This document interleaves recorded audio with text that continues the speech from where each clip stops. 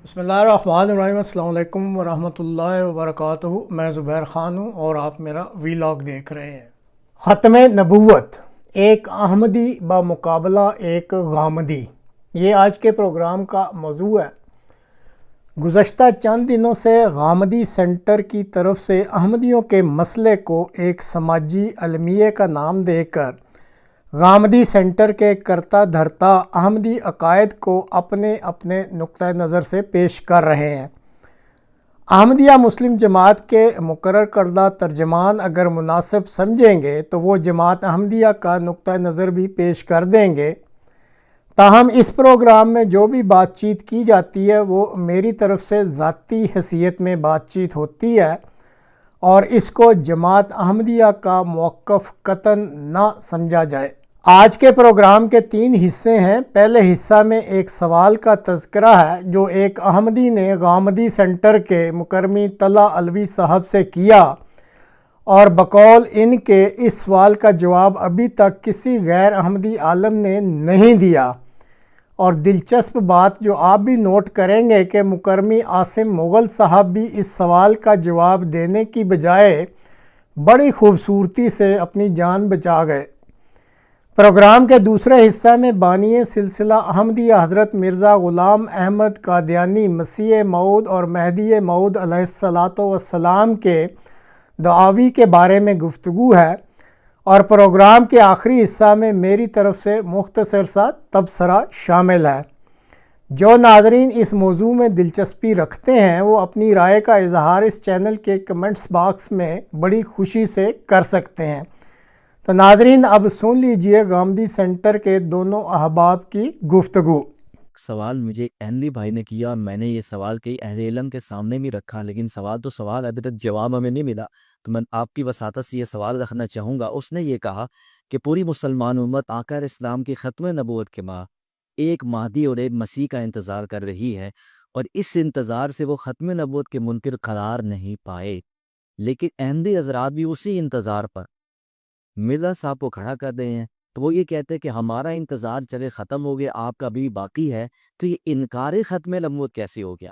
आप ये तो कह सकते हैं कि वैकेंसी मौजूद है, किसी ने आना तो है, लेकिन ये बंदा खट गलत आ गया है। तो आप इसको इनकार ख़त्म नबूवत क्यों कहते हैं? बहुत अहम। और मैं ये चाहूँगा कि बजाय इसके कि इस पर मैं कोई तबसरा करूँ, कोई राय दूँ, मेरे ख्याल से ये सवाल आपने खड़ा कर दिए हैं। इसी सवाल को अहले इल्म की गुज़ारिश में पेश करना चाहिए कि फ़र्क तो दोनों तबकों में सिर्फ़ इतना है कि वैकेंसी फुल हो गई है, जी। ठीक बंदे से हुई है या अभी असल कैंडिडेट ने आना है। वैकेंसी का इम्कान तो दोनों की तरफ एक जितना था। बिल्कुल। तो एक तबका इरादा दरिया हो गया, अब दूसरा अभी तक मोमिन है। ये सवाल है अहले इल्म के, भी कुछ होना चाहिए।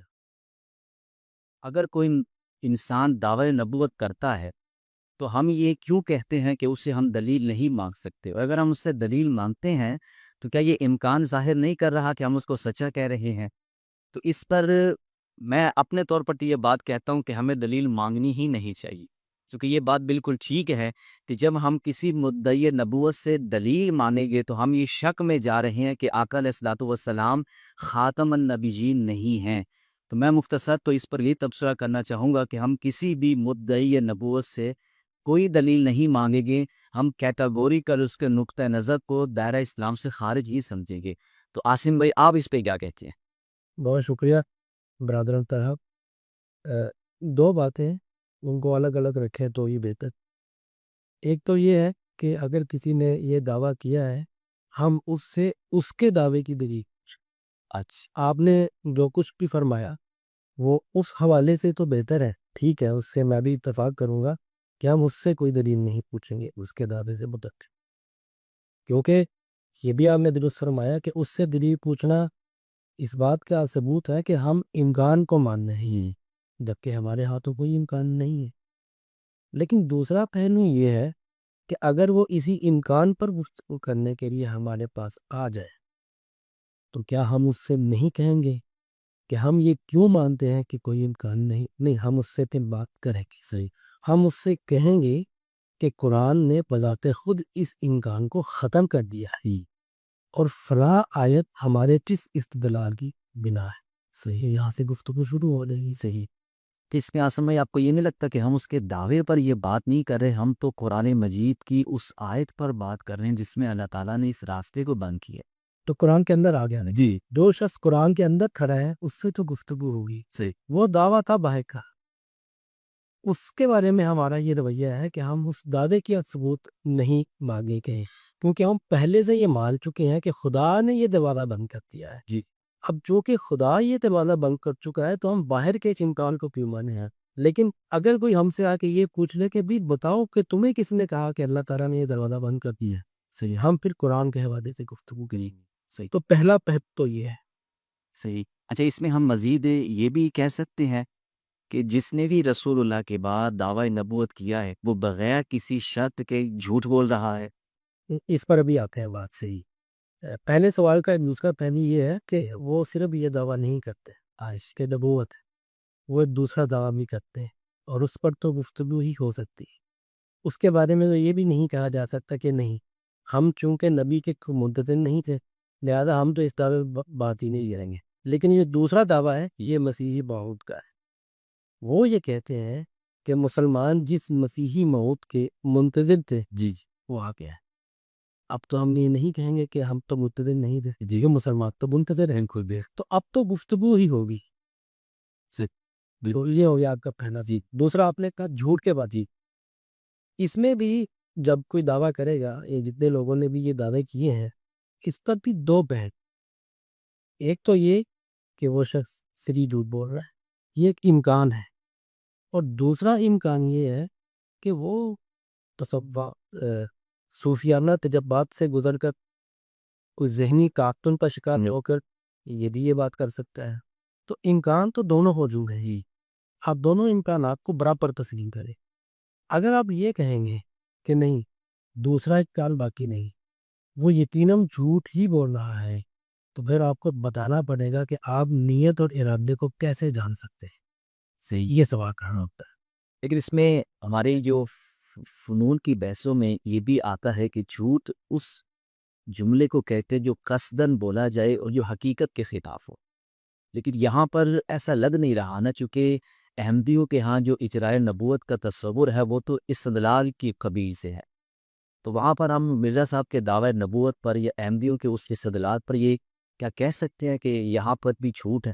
کیونکہ یہاں پر بھی پھر ہمیں یہ بتانا پڑے گا کہ وہ قصدن یہ کر رہے ہیں. نہیں، وہ نتیجے کے اعتبار سے ایک بات جھوٹ ہے، یہ دعویٰ اپنے نتیجے کے اعتبار سے جھوٹ. وہ اس لیے کہ یہ ہم پہلے سے مان چکے ہیں کہ خدا نبوت کے دروازے کو پت کر بند رہا ہے. بالکل. لیکن اس شخص نے کس تحت یہ بات کی ہے؟ کیا اس میں قصدن جھوٹ بول رہا ہے یا وہ دوسرے صحیح چانسز ہیں اس کے؟ جو میں نے کہا کہ صوفیانہ تجربات، کیونکہ صوفیہ کے ہاں جو ساری چیزیں پائی جاتی ہے، مکشف، الہام، وہ سب کچھ اسی طرح ہی. بالکل. یہ دعویٰ اس سے ایک قدم آگے لے کے جاتا ہے بس. تو اس امکان کو تو آپ رد نہیں کر سکتی. تو جب ہمیں پتہ نہیں ہے کہ وہ کس تحت بات کر رہا ہے تو جھوٹ کا یقین کے ساتھ الزام لگانا یہ تو بہت بڑا دعویٰ ہے. آپ نے یہ گفتگو سن لی. ایک احمدی کے سوال کے جواب کا تو ہم سب کو انتظار رہے گا، اور اگر گامدی سینٹر کے طلع علوی صاحب کو کوئی غیر احمدی عالم جواب دے ہی دیتا ہے تو ان سے درخواست ہے کہ وہ ہم سے بھی اس جواب کو ضرور شیئر کر لیں. جہاں تک بانی سلسلہ احمدیہ علیہ السلام کے دعاوی پر گفتگو کا تعلق ہے تو اس چینل کے ایک گزشتہ پروگرام میں بھی یہ درخواست کی تھی کہ بانی سلسلہ احمدیہ علیہ السلام کے دعاوی پر گفتگو کرنے سے پہلے آپ علیہ السلام کے دعاوی کو غور سے پڑھ لیا جانا اچھا ہوتا ہے اور پھر ہی گفتگو کرنی زیب دیتی ہے. ختم نبوت کے بارے میں بانی سلسلہ احمدیہ علیہ السلام کا جو عقیدہ ہے وہ حضرت مرزا صاحب علیہ السلام نے سورہ الاحزاب کی آیت خاتم النبیین اگر بسم اللہ الرحمن الرحیم شامل کر لیں تو پھر اس کا آیت نمبر 41 بنتا ہے، وگرنہ 40 نمبر کی آیت بنتی ہے. تو حضرت مرزا صاحب علیہ السلام نے اپنی تفسیر قرآن کی جلد نمبر 6 کے صفحہ نمبر 345 سے لے کر صفحہ 394 تک بہت ہی تفصیل کے ساتھ اپنا ختم نبوت کا جو عقیدہ ہے اس کو واضح کر دیا ہے. اب میں مکرمی طلع علوی صاحب اور مکرمی عاصم صاحب کے علم کے لیے صرف حضرت مرزا صاحب علیہ الصلاۃ والسلام کی تحریر کا ایک چھوٹا سا حصہ یہاں پڑھ دیتا ہوں۔ آپ علیہ السلام فرماتے ہیں کہ میرا دعویٰ صرف یہ ہے کہ موجودہ مفاسد کے باعث خدا نے مجھے بھیجا ہے، اور میں اس امر کا اخفا نہیں کر سکتا کہ مجھے مکالمہ اور مخاطبہ کا شرف عطا کیا گیا ہے، اور خدا مجھ سے ہم کلام ہوتا ہے اور کثرت سے ہوتا ہے۔ اسی کا نام نبوت ہے، مگر حقیقی نبوت نہیں۔ نبا ایک عربی لفظ ہے جس کے معنی ہیں خبر کے۔